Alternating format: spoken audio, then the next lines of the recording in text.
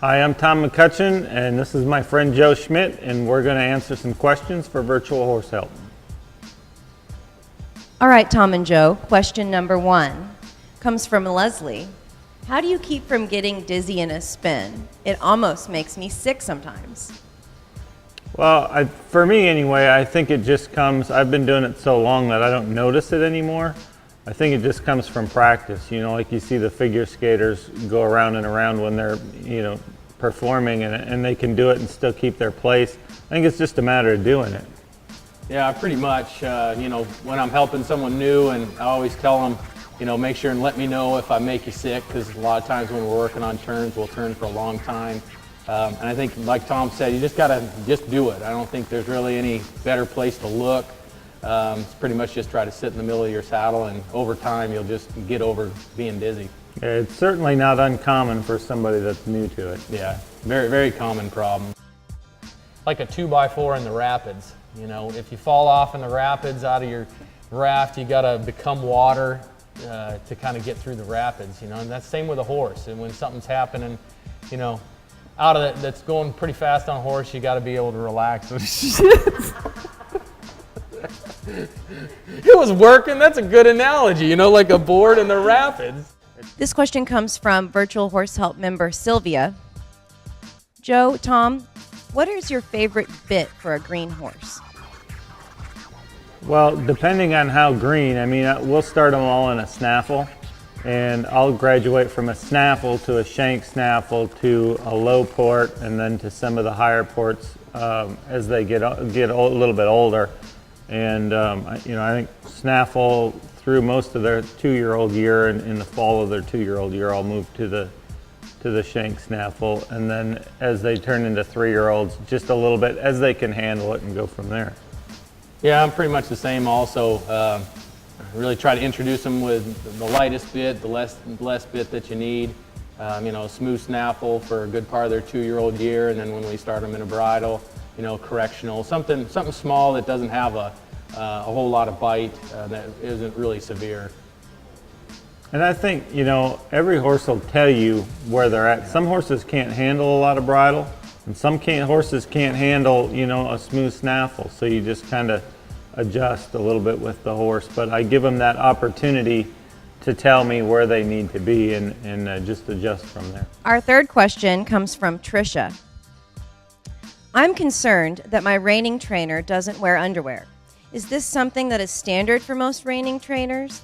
Do you think I should be concerned about this?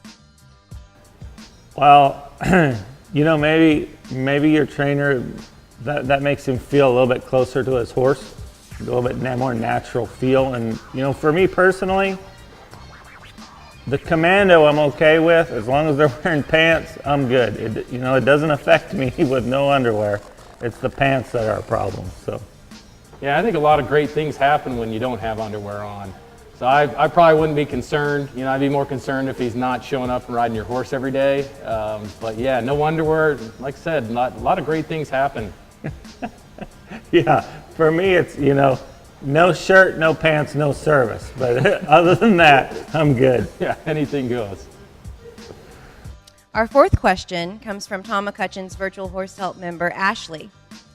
I am wondering what I can do to get a plus on my horse's backup maneuver. He travels collected and always stops great, but as soon as I ask for the backup, his head comes up and he drags his feet and the backup dribbles to nothing. How do I get the collected hustle in my backup?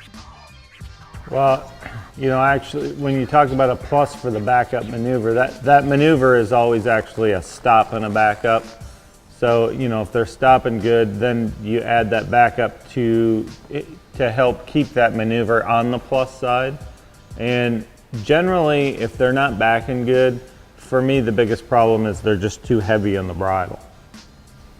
Yeah, and I think sometimes with non-pros, they, or pretty much anybody, they'll try to use too many cues to try to make the backup happen, rather than trying to figure out first, is the horse even thinking about backing up? They try to make it happen rather than get the horse to think about it. And I think you and I have talked about that, getting the thought into the horse to where they know that the backup is the release, and that's a good spot to go to. Yeah, and I think a lot of that can come off of, too, just off your hand. I mean, again, for me, a lot of times if they're not backing up, it's just because they're pushing on that bridle, and it's just about getting them softer in their face. So let's help Ashley just a little bit more with this. If her horse is heavy in the bridle, what's one of the first things that she should be doing to help fix that problem? Yeah, I'll do a lot of just pulling them side to side until they release off of it. I'll pull that right rein and then pull the left rein, and I'll just pull them side to side until they release backwards. And then I'll reward them with that. And then I'll do it again. I'll pick my hands up and I'll just pull. I mean, I'll pull their head around quite a ways to the right, quite a ways to the left, and I'll pull on it hard. I mean, I'll take a hold of them and give them a good pull, not jerk on them, but just a pull. Pull, pull, pull until they release backwards, and then I let them rest. Yeah, I think like what Tom was saying, as far as pulling them to the side and making sure their feet move when you've moved that rein. If it's not necessarily in the backup, getting them to move their feet side to side to where at least their feet are moving, and then you can redirect it backing up. Our fifth question comes from Simone. What is the biggest difference between showing in Europe and showing in the United States? Well, I've shown a lot in Europe, and I've shown in Europe since, you know, I actually lived in Italy back in the late 80s and early 90s, and so I've been kind of from the inception of showing in Europe, and I've got a lot of experience. And I think, you know, today there's very little difference showing here or in Europe. Europe has really stepped up their game as far as having the ground ready, good show conditions, good scheduling, you know, having structured warm-ups where you stop for an hour and then you circle for an hour. You know, back when I started, nobody really understood the concept of having the ground trug or having good ground. I mean, we showed at a lot of places that, you know, had big rocks in there, and I mean, there was just there wasn't the organization, you know, 25 years ago. But now it's developed into such a big deal, and you know, the Europeans take it so serious that they've done a great job at doing everything right and giving the horse a good opportunity to get ready. So, you know, 25 years ago, huge difference. I mean, night and day difference. Today, you know, the last several times I've went to Europe and showed, and as recently as the WEG Games in 2014, there really isn't any difference. Yeah, I had gone to Minerbio, Italy a couple years ago, and like Tom says, it was pretty much like being, you know, at a big derby or a major event here in the United States. I mean, the competition, it was really tough. I think a few things might have been a little different. The crowd, I think the stadium was a lot more full of people, a lot of people that didn't even look like horse people coming in to watch the show. Atmosphere might have been just a little bit different. As far as Tom's saying, the ground preparation and the show conditions were excellent. One of the things that's different that we did one year at the Futurity was during practice, had the green light. There was a green light on for circling and a red light on for stopping, so that if you were out in the warm-up, you knew when you were circling, when you were stopping. So that was kind of different. But like Tom said, it was pretty much the same. I mean, it was really tough competition.